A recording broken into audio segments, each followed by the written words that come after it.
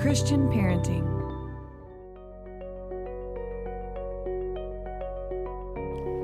Hey Mama, I'm Pamela Hinkleman, certified empty nest coach, and you're listening to the Midlife Mama podcast.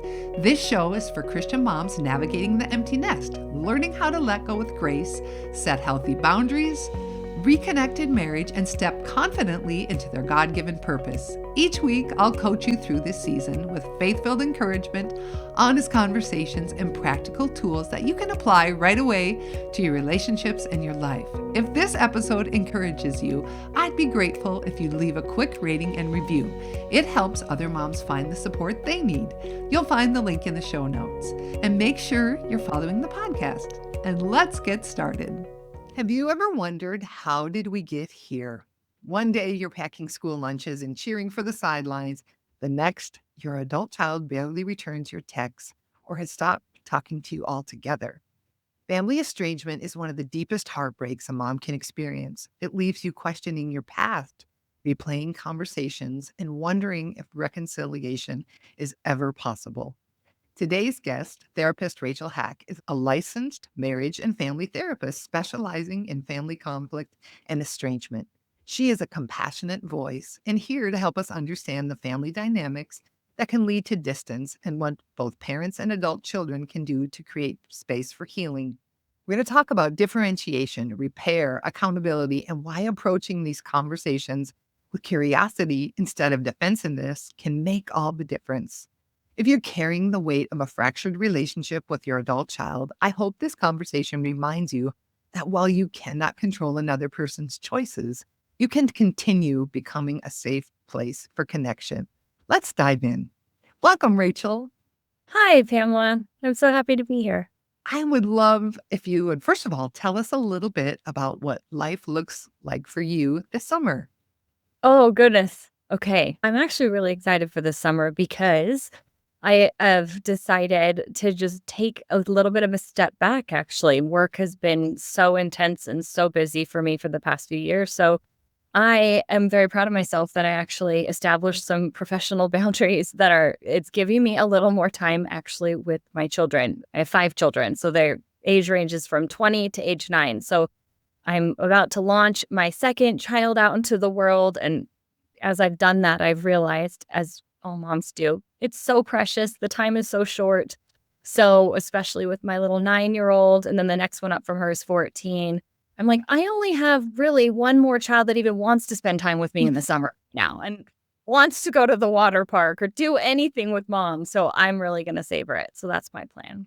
That's beautiful. I have 5 kids too.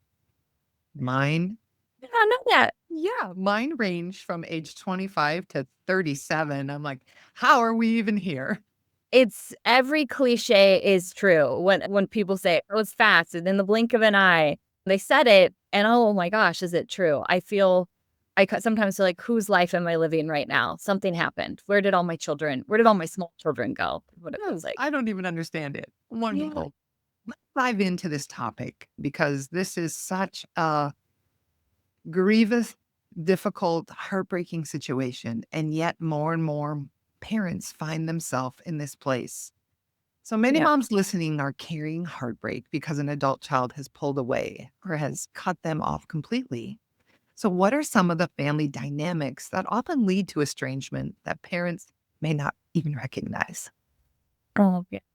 First, I want to echo what you said. It is so tremendously important and impactful and painful. I think the pain that I see in families with these sorts of ruptures of no contact and estrangement, it's truly some of the most acute suffering I have witnessed as a therapist, and they feel very stuck in it. I guess to answer your question, what the research shows, and in my own clinical work as well, it's often the dynamics, it's the adult children and the parents are actually telling 2 very different stories. They have very different understanding of what they think led to an estrangement. So there's just that right there. There is a difference in how we are experiencing our relationships, and there's not necessarily a meeting of the minds on that. And this can be from years of accumulated sort of misunderstandings, failure to repair, a lot of families, we can be very good at arguing. We can be good at conflict. We don't necessarily know how to repair well. And so it's like those, I've heard it described as a death by 1,000 paper cuts, is what estranged family members will say it felt like. There's unresolved hurts. There can be values differences, especially ones that emerge over the course of our children's lives as they become adults and form their own separate sense of self and ideas. There can be difficulties in navigating adulthood on the part of an adult child, but also on the part of parents of learning how do we do this thing with an adult a child who was once our child is now an adult? How do we manage that separateness and connectedness at the same time? So it's never one thing. It's never one thing, even though it might feel that way. It might feel like there was a straw that broke the camel's back, so to speak. It's typically layered. And it's certainly, I also want to make sure to mention, it's certainly not any one individual's fault. Like, you're the bad guy here. You're the one who caused all of this. That's typically not the story. I love that. So you're saying it's complex, it's varied, it's nuanced. It's not one thing. I even had a mom mention the other day, because I had a post about it happens over time, like these unresolved issues, these misunderstandings. And she said, no, it happened suddenly. The estrangement happened suddenly. Suddenly the child goes, nope, I'm cutting you out. But if you look back, if you peel back the layers, you're like, we can see that some things were going on, correct? Yeah. I always begin in my work with individuals, with families, with the premise that it makes sense. You want to start with the idea that this makes sense. It doesn't mean it's right. It doesn't mean it was the good choice. It doesn't mean it's what's healthy. But typically people take action for some set of reasons that makes sense to them. So what we want to do is get in and understand the meaning making and make sense of it. It doesn't mean we'll agree with it. But yeah, sometimes I understand it feels like it comes completely out of the blue, but there are always layers there that we want to get in and understand if we have any hope of repairing. That's so good. And I think it's so interesting and obvious that there are two stories at play and they're so vastly different. So how do we overcome that? How do we bring those stories together? How do we have understanding? I think it really begins with humility and curiosity. And so with humility, it's the acknowledgement that I am not always aware of everything all of the time. And it's quite possible that I don't see things the way this person sees things, that I have blind spots myself, that I might not be aware of the way the other person is mapping me. And likewise for the other person as well. So people being willing to adopt a posture of a little bit of humility of, I'm not quite sure how we got here, and I might have a role in that. I might have a role that's worth examining in that. Now, I have my ideas of how we got here, or what you need to do better, or what you don't understand about me. But the humility is really the part is, I don't think I understand enough about you. And then curiosity, I think, is the follow-up to that. Am I willing to actually get curious enough to find out what it is and be able to tolerate the discomfort of somebody else's perspective? Ooh, that's so good. You hit the nail on the head right there. Mom, are you willing to listen to someone else's perspective, to your child's perspective that is very different from yours? And it's really hard because sometimes these things come out. Parents' very understandable defenses will rise up. And it's often justifiably, I sometimes push back on this idea that it's just parents lacking accountability and parents lacking enough self-awareness. And if they could just develop it, then they'll be able to repair everything. And it's only the parent's responsibility to do this well. And if they do, then they'll have a relationship with their adult child. In real life, in real relationships that I work with all the time, it's sometimes your kid is coming at you with a sort of fury and criticism and contempt and disrespect. And so all of this is coming at you. So it understandably provokes your defenses. It also, your defenses can feel very provoked as well, even in situations where they're coming gently at something, but it feels like they're missing so much context. So it's really understandable that a parent is trying to they want to zoom out and they want to explain. Wait, let me give the whole explanation. And so I think it's very understandable, but it typically is a losing strategy if we're actually trying to get our children to the table and to work with us and to repair when something has ruptured like that. So don't over explain yourself. It's not the answer. So, how can a parent listen to that pain without immediately shutting down or explaining themselves? What do you do in that situation? Yeah, it's a skill, definitely a Okay. skill. And I can feel it myself, even as a mother. I use an example of one, my girls one day were joking, Mom's always late to get us from school, or see, she was late to pick up so and I want to unleash, and I do sometimes, a full tirade of if you had any clue what I actually carry and am doing every day. And I'm juggling 70 different plates. And who am I doing it for? Buddy. Oh, and how dare you even bring up that I was late? And blah, blah, blah. And you're lucky to have a mom at all who even thinks I'm not acknowledging or taking accountability whatsoever for the fact that my daughter, I was totally late to figure out. So there's another posture of, you're right, I was late. Yeah. I was late. Yeah, you're right. Yeah. And so I think, obviously, this is a small example. I know that for parents, sometimes you feel like you're being accused of far worse than that. But our tendency, nonetheless, is to try to give them our big macro perspective of everything Yeah. often, and it just washes away that sort of micro thing they were wanting addressed. It's like we take it and we just go on. And I think that's where a lot of the frustrations or accusations of a parent making it all about them from. It's like we're trying so deeply to get them to understand our perspective, which we believe is fuller. I don't know anyone who doesn't think their perspective is offering something really important. And we are putting that ahead of understanding them. So I think if you are willing to divest of that need to be understood first, or that need to give context as you think it should be there, if you can let go of that and move towards, my job is to understand your perspective and just stay calm enough so that you will keep sharing it with me. Because when someone's sharing a perspective that we disagree with, it's almost like sirens are going off in our brain. That's not what happened.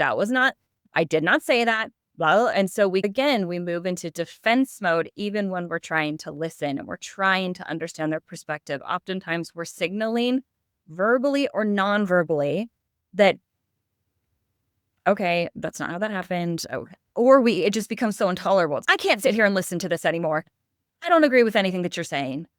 And then we move into needing to correct our children. So I think if we can learn the distress tolerance of staying grounded and calm, to you absorb and say, can I understand your perspective? Then we get a lot further with our children. Oh, that's so good. So, mom, this is it. When you get the chance to sit down with your adult child, your job is to want to understand them, their perspective, and leaving yours out of the equation and remaining calm. That's all we have to do, but that is actually it. It's very hard to do. And it doesn't mean, a lot of parents will say, when do they care about my perspective? So how I think of this is that, because a lot of times they come in and they say, all right, there's A and there's B. So my child is B, I am A. So it's my job to understand B. But then when is B going to understand A? And who is really right? So maybe we need to go to a therapist to tell us who it really is, A or B. So I'm going to be the judge or the jury. And it's really, there's an entirely different process that emerges. It's like an emergent process. It doesn't exist unless you try it this way. That when A truly attempts to understand, B's defenses often go down. And they are often, when their defenses go down, an opening occurs often, that then they are willing to try to hear the perspective of A as well. And then B starts to pick up and inhabit a little bit of A's perspective, and then C starts to emerge. It's like something new forms when people are willing to do that. And I think a lot of parents, understandably, don't believe that B ever wants to understand them. It's like I do all the work to understand, but then they never really want to understand me. I think that happens sometimes, but more often than not, I think that it's A is really not doing a very good job first of understanding, of trying to understand B. We could do it better.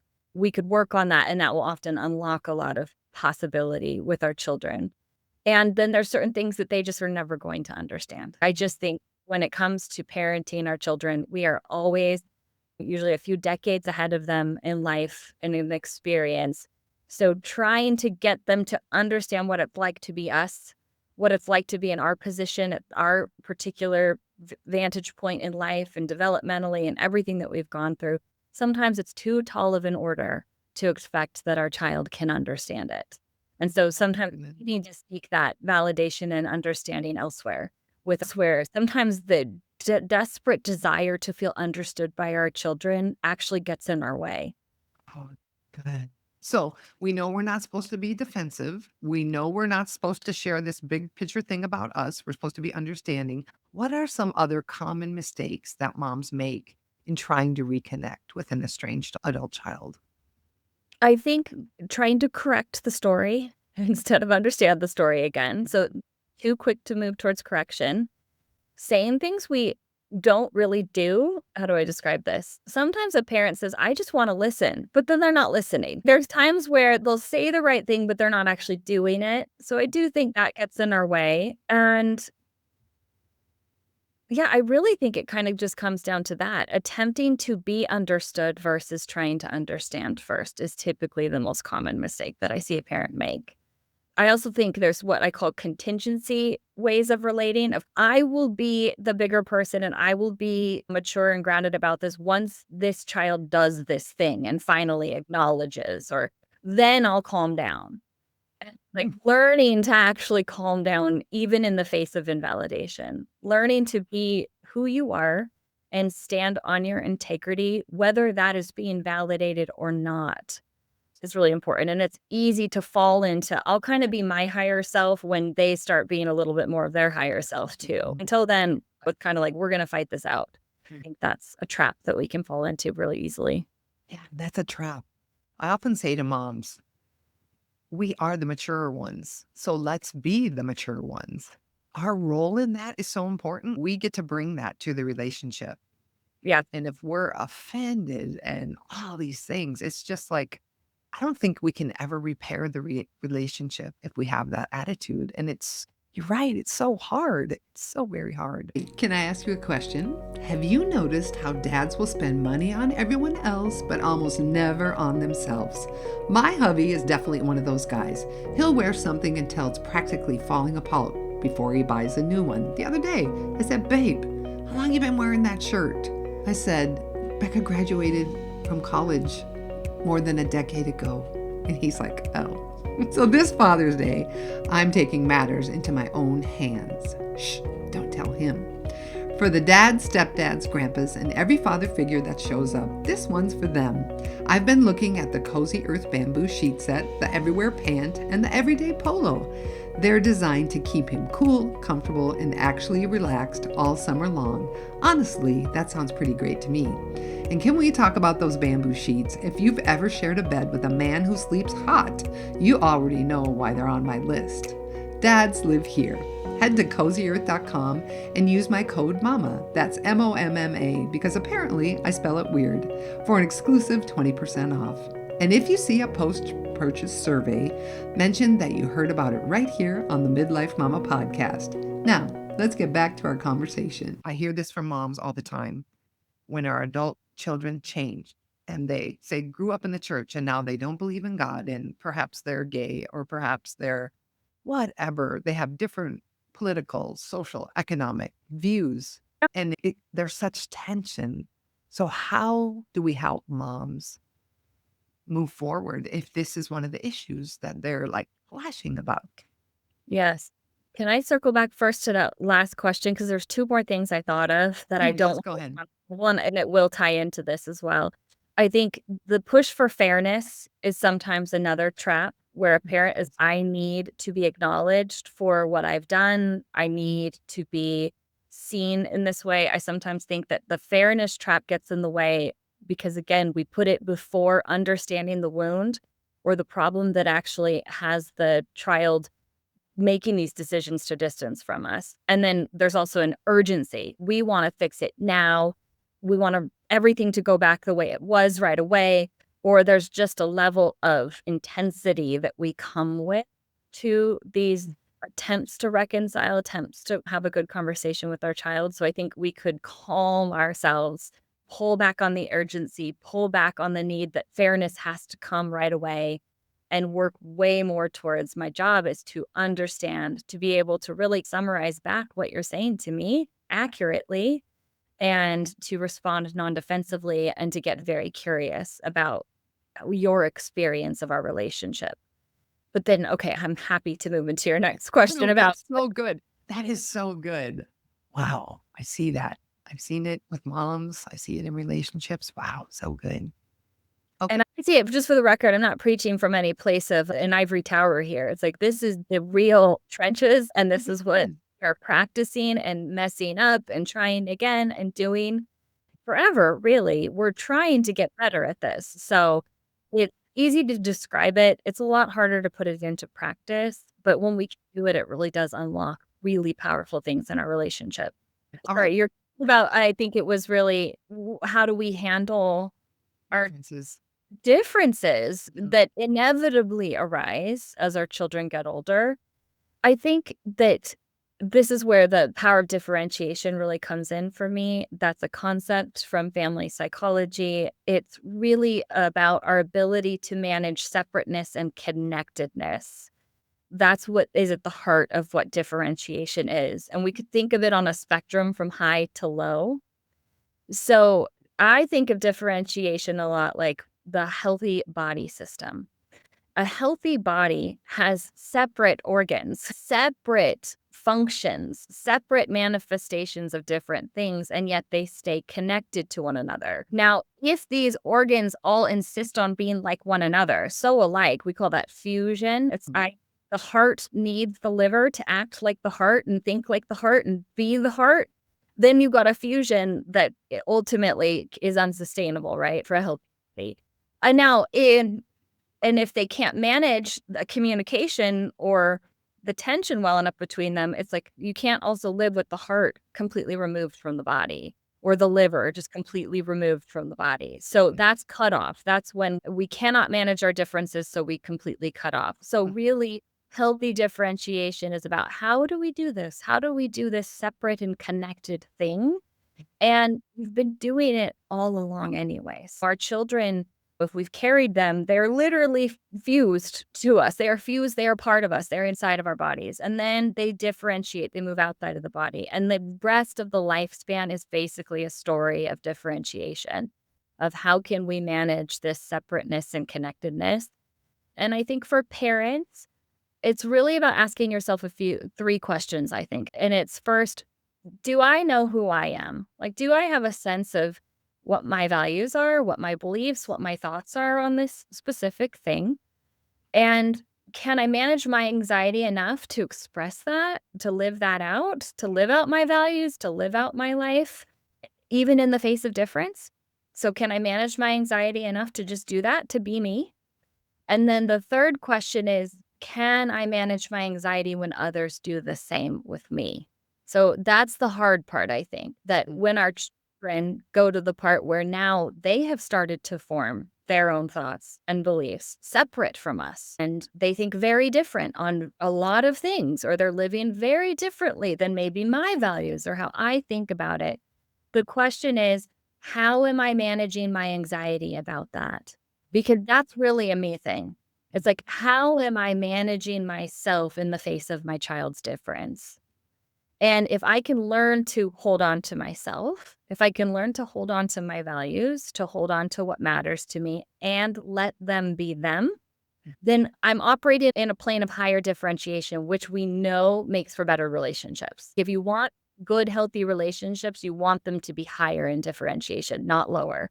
You can be in a state of fusion, and you might even see families or couples or people that they're very fused, meaning they're almost like exactly this thing. And we sometimes confuse that for health cohesion, that everyone's operating almost robotically the same. Oftentimes it's that there's too much anxiety for anyone to be different, so nobody differentiates, or there's too much relational punishment that's gonna occur in them, that there's threats of cutoff, there's a sense that you'll be disowned or that you won't be loved anymore if you express this difference. So sometimes we will see families that seem all in sync with each other and think that is the model of what is health.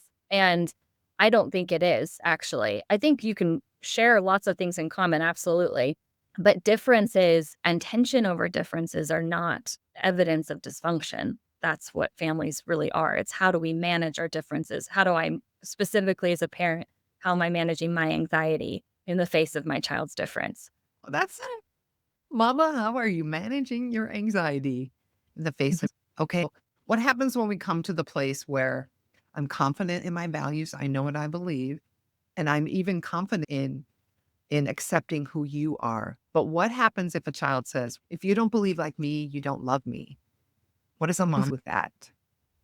So what's interesting about that one is that's again that question number 3 for the adult child of they cannot manage their anxiety in the face of your difference. Okay. And so you have a choice there as far as you can try to collapse and be like them and say, okay, I will fuse with you. I will think the way you need me to think, and I will behave the way you need me to behave in order for you to feel loved by me. But that is not actually love. That's anxiety. Mm. And I think there's ways to have conversations about that. And so I hold the line that we are allowed our thought and we are allowed our belief and we are allowed to be who we are. And where it is showing up behaviorally and is becoming a problem for somebody might be what we need to discuss. Is there something about what I'm doing? Is there a way that I'm treating you? Is there something here that's really bothering you? Because I can take a look at that and see, is there something here in our values difference? But I don't actually recommend that families, I don't think it's healthy that we're threatening each other and saying, if you don't vote this way, if you don't think this way, then you don't love me. I don't think that's actually true. I think what they're really saying is, I feel too anxious about your difference and I don't know how to coexist with that. That's so good. That's it. That's so good. So then what a mom does is then does she help their anxiety? Does she say? No. You stay grounded in who you are and who you want to be and how you're going to behave and what does it mean to love this person well. Mm. And you stay grounded in that, Yeah. even in the face of their invalidation of it or their tantrum about it or their threat about it. I actually don't think you don't need to self-betray in order to love your children well. I love that so much. That's beautiful. That's powerful. We don't need to self-betray. Yeah. That's powerful. And nor do our children need to self-betray to love us well, right? It's like Exactly. they need to change to be in alignment.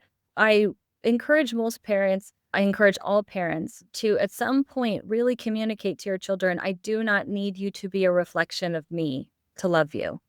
I do not need you to be a reflection of my life, my values, my beliefs, my faith, whatever it is, in order for me to love you or be proud of you. We're telling them basically, you don't need to self-betray either in order to be lovable by me.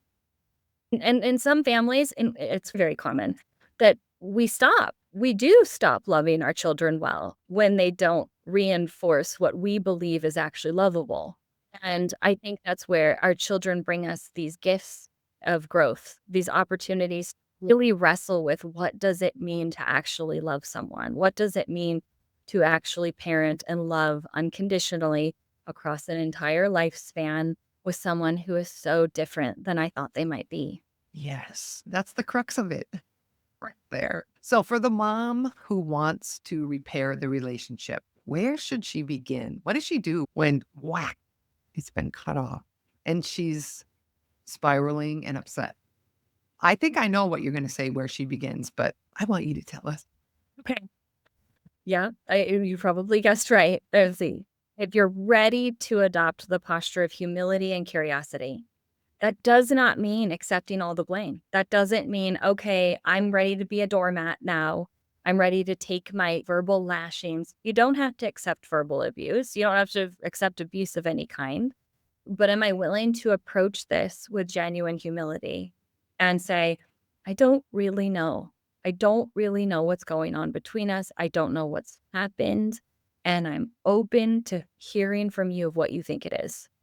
What do you think happened between us? What are you needing from me? What did I miss? And to do it in a non-litigious way. What did I miss? Tell me, what did I tell you? Don't be snarky. Gosh. No, it's smart.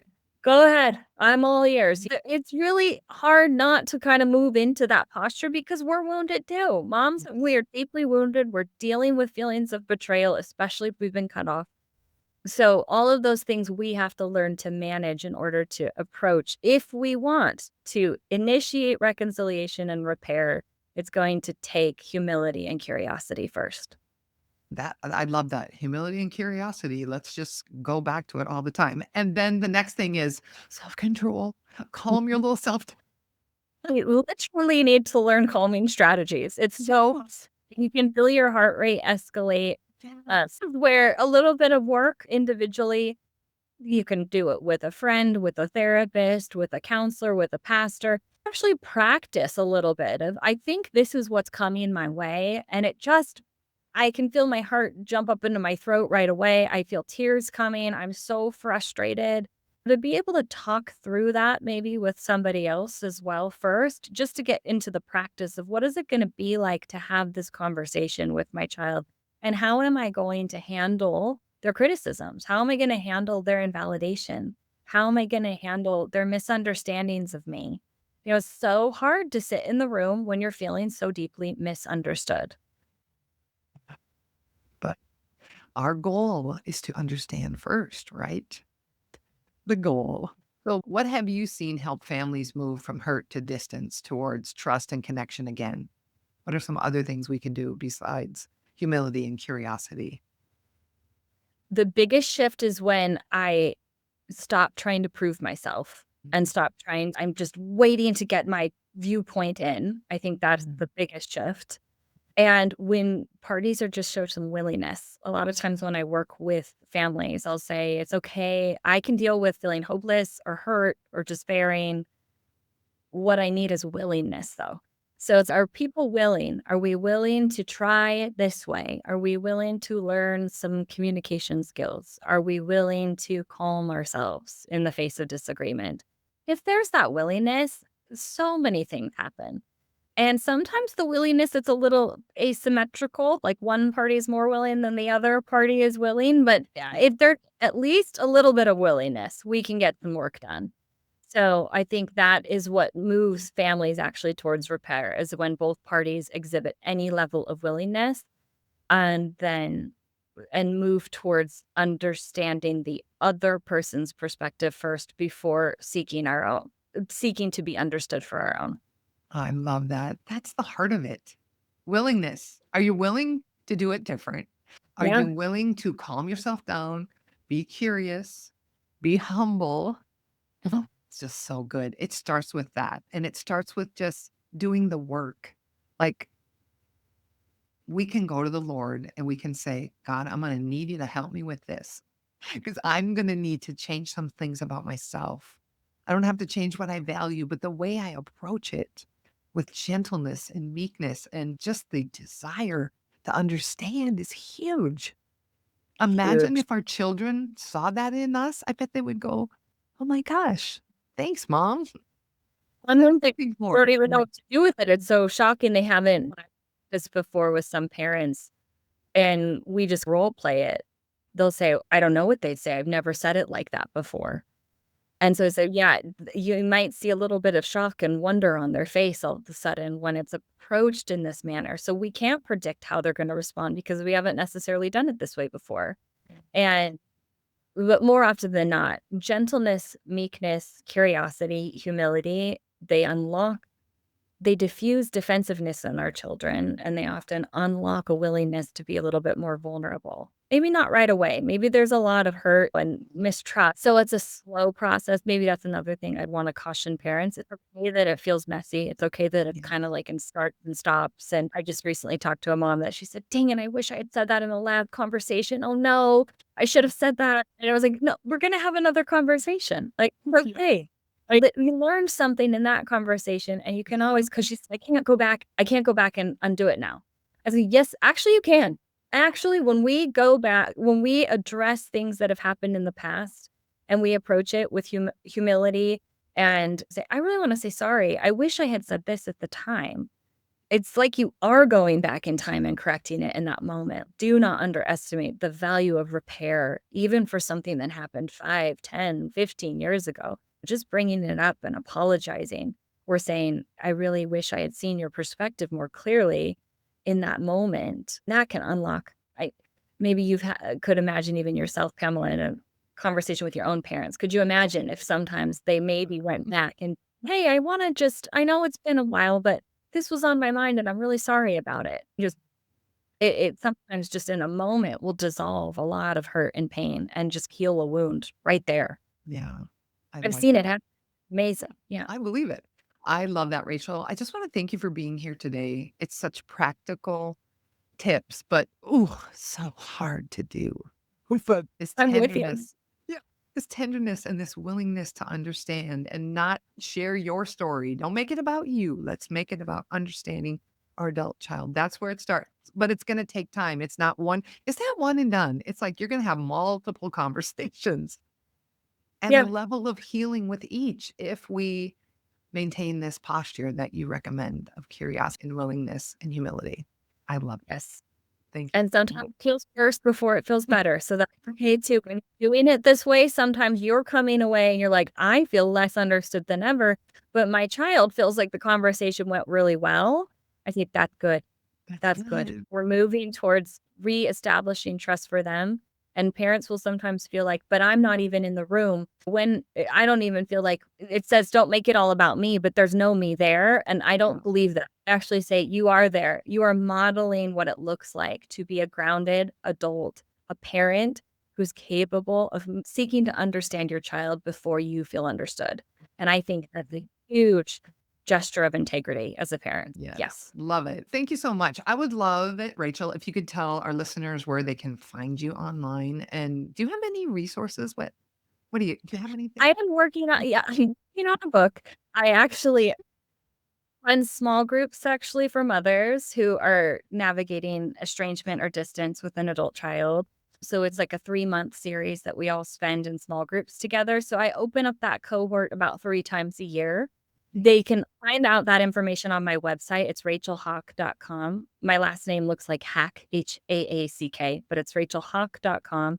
I'm also on Substack, and I'm actually trying to spend a little bit more time there doing some deeper reflective writing. And then on Instagram, my name at Rachel Haak. And yeah, that's where they can find me. That's awesome. I'm sorry I pronounced your name wrong. Don't worry about it. Everybody does. I don't even know if I should. Doesn't matter. It really doesn't. So, Mama, if today's conversation encouraged you, I hope that you remember this. Healing often begins with one person choosing humility, empathy, and the willingness to learn. You may not be able to force reconciliation with your adult child, but you can continue growing, listening well, and trusting God with the parts of the story that you cannot change. Here's your coaching tip of the week. In each episode, I will give you one actionable step to improve your life. Remember, you can't change everything, but you can take one step to be better. This week, I just want you to lean into curiosity. Instead of defending yourself or trying to make yourself seen, get curious and seek to understand. Start thinking about that, thinking about when you can have the conversation and then what that would look like. Find a friend and practice. You can practice with me. I am available. So, if you know another mom who is walking through estrangement or struggling with a complicated relationship with her adult child, would you share this episode with her? I believe it'll help her feel less alone. And if you're looking for personalized support as you navigate the empty nest or the challenging relationship with your adult child, I'd love to walk alongside you. You can apply for coaching through the link in the show note. Grace and peace, Mama. You've got this, and God's got you. Thank you so much for spending time with me on the Midlife Mama podcast. My hope is that you leave each episode feeling encouraged, grounded, and clearer. Clearer about what you're feeling, what God may be stirring in you, and how to move forward in the season of the empty nest.